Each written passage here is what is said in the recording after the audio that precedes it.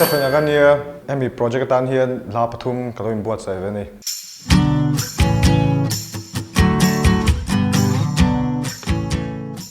ดูน่าจะสักตัวที่ NSM ถึงมันเนี่ย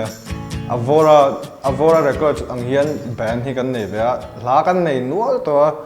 โรยมันส่งกันเองหากันทางกันเตี้ยเฮลัยกันทางacoustic version กันตีดังตัวเวลแต่กันไงตัวโซกะเทตอบกันชัวทูที่เกมมาเฮียนที่เฮียนกันก็จะเวียนอยู่ที่น่ะจนproduction music production เวลจูAvora committee อังโหที่ไม่อังเตียงเฮียนกันถกข้อมเลยเลี่ยมอัดชัดให้อังเวลตัวกันไงที่เฮียนอารมณ์ชัวครับอันละทูที่อันนี้เดี๋ยวแบบจู่ยังไงทีนี้จะกันนี่ไลฟ์เวลาให้ยังไงซองในเวลเฟสที่ช่าง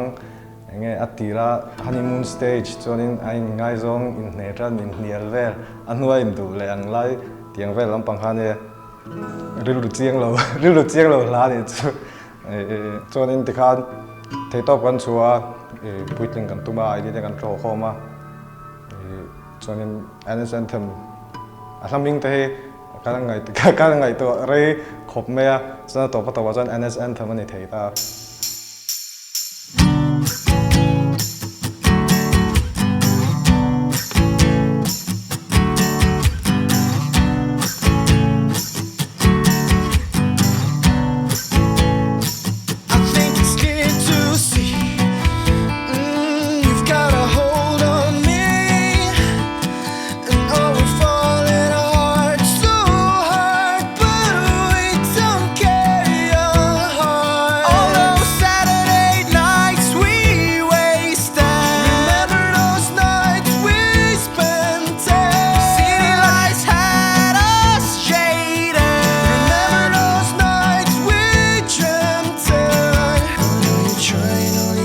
Slowly slipping away. All he ever wanted was to love you again. Breaking all your promises day after day. But all she ever wanted was to love you again.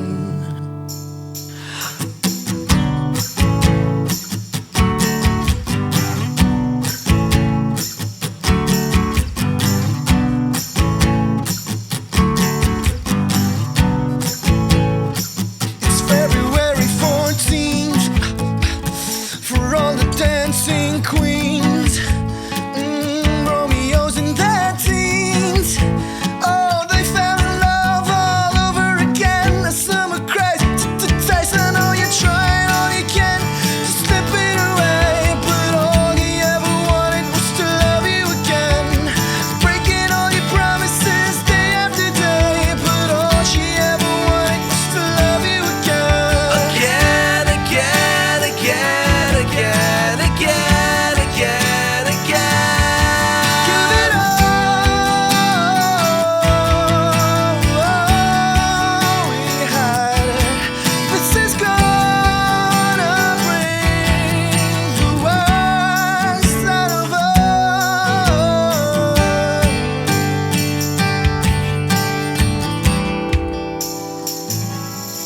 I know you're trying all you can, but she's lying all she can. I know you're trying all you can, it's slowly slipping away, but all he ever wanted was to love you again. Breaking all your promises day after day, all he ever wanted was to love you again. Again.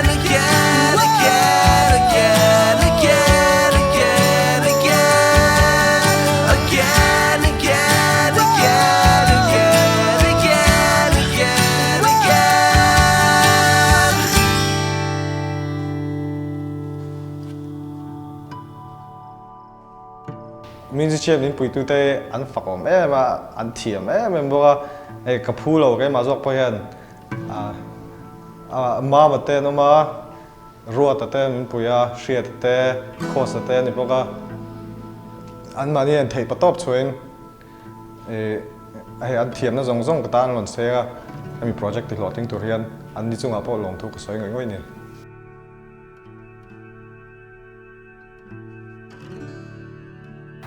tuna project a hian mizo hla sak venge kan dua la thlan vel kan jam lai vel khanin thian ten ipa hla sai la kan tia chuan kanu hemi project ka tel don te ka shil po khan kanu khan nia ipa hla sa vela kha ka hupur ang reng khop me ke mizo hla sak hupur sangai lo zong zong nen enge chuanin tikhan eng hlange niang tita kan rilu du kan siam ta kapa langan sadona kapa chu zisang zela namte ania chuan atopa chuan kan soi ho nuwa chuan lenrol an kim ta lo tikha kan thlang ta ni chu keiman kanu khan ichiang che mo helai chu saka harania tikha te ka thian te po khan anan ho phur veng rang khop me hemi hla ber khai kha chu mase ka du da tla che helai achan chu kumsang ni pathum khan ka unau pa kapa nau pazote fa pa kha Joshua te kha aborala karil ro lang tlata ama shir ding nan helai ka dedicate duwa chuanin musician tenen tikhan thei top chuain music te kanan rema an thiam na zong zong kamam kui ti thei tur ani helai chuan enge kapa phei chu la dam chu enge adu tuiro puisia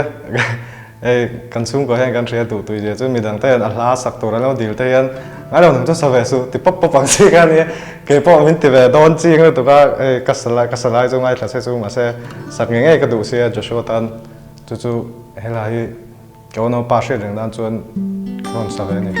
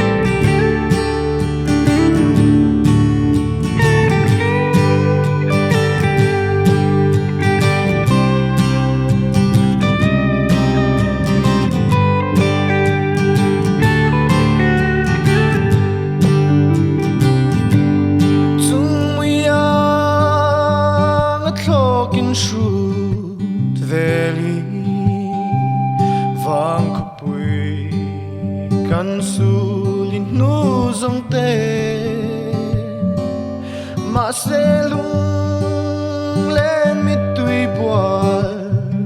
chung hiền thăng van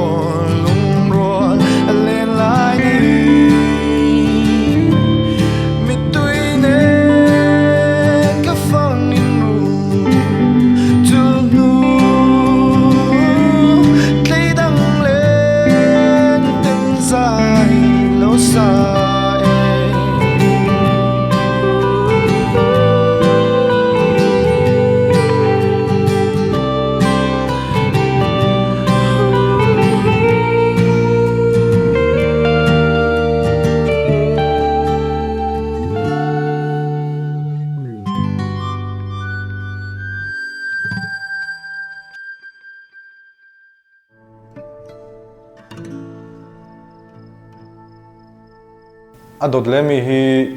to be right where you are ania adhaming chu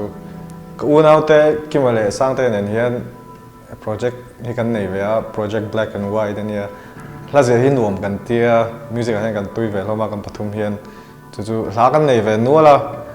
chumi zinga pakhat chu nia hel ha hi enge me chu du deuh nei theilo chu cha lang kha nia enge kovela la set zong zong ang teu ni chu ma se a melody hi kan chuang a helai chu enge asak po hi ol vak lawa hian ruatan keyboard nal token tuma instrument dang atelem lawa tai chuan keyboard nen top khan ania ma se tikhan aron chuak nal tzekin kan share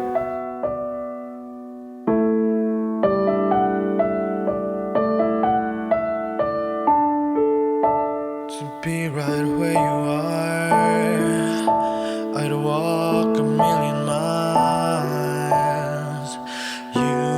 know.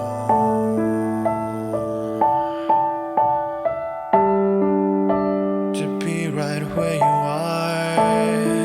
you know I'd walk a million miles. To be right where you are.